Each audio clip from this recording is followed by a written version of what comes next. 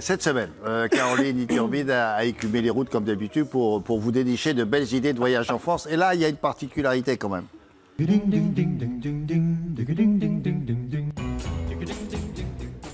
Secret là, peut-être parce que cette région-là en regorge. Ouais. Quelle est notre destination, s'il vous plaît, mademoiselle Caroline? On va partir en Occitanie. Alors l'Occitanie, ce qui est dingue, c'est une des plus vastes régions de France, puisqu'elle comporte 13 départements. Donc à chaque fois que vous en citez un, en gros, il y a quand même une chance que vous tombiez sur l'Occitanie. En général, on parle de Carcassonne, de Toulouse, on parle des gorges du Tarn, on parle de Lourdes. Tout ça, c'est dans cette grande région Occitanie. Mais évidemment, on va prendre un petit peu les chemins de traverse et on va parler de l'Occitanie un petit peu secrète. Et vous allez voir et découvrir des spots et des villages vraiment qui sortent un petit peu des habitudes.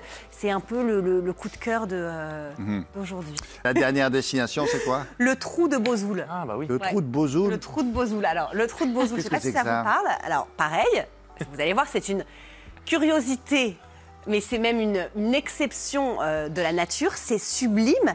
C'est finalement pas très connu. C'est dans l'Aveyron. On ne connaissait pas du tout. C'est une sorte de trou immense, 400 mètres de... Oh là là, mais c'est une faille. C'est une faille, c'est un pic, c'est un roc. 400 mètres de diamètre, 100 mètres de profondeur.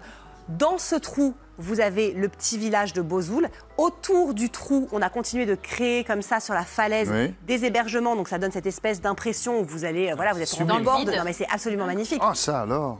Parce que tout le village, en fait, s'est étendu comme ça sur Comme les falaises là, de Bonifacio, exactement, regardez. Voilà. Donc ça fait presque plus canyon maintenant que trou. Et vous allez pouvoir descendre avec, ils ont inventé cette petite moyen de locomotion. C'est une sorte de voiture araignée. Donc c'est très sympa. Regardez, vous avez les roues qui sont complètement adaptées en fait au relief bien, ça.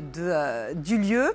Vous pouvez y aller seul à partir de 14-15 ans, donc c'est hyper sympa. Vous traversez une sorte de jungle, on a l'impression qu'on est au Costa Rica, vous traversez des rivières et en même temps vous êtes au cœur d'une curiosité naturelle qui est absolument fabuleuse. On dirait des crabes à roulettes. Exactement, on dirait des petits crabes. Ils ont été malins sur la construction de ces... Ça crée des souvenirs hyper sympas. Bon. Et on peut évidemment là aussi dormir pas très loin. Alors vous allez voir, le contraste est dingue.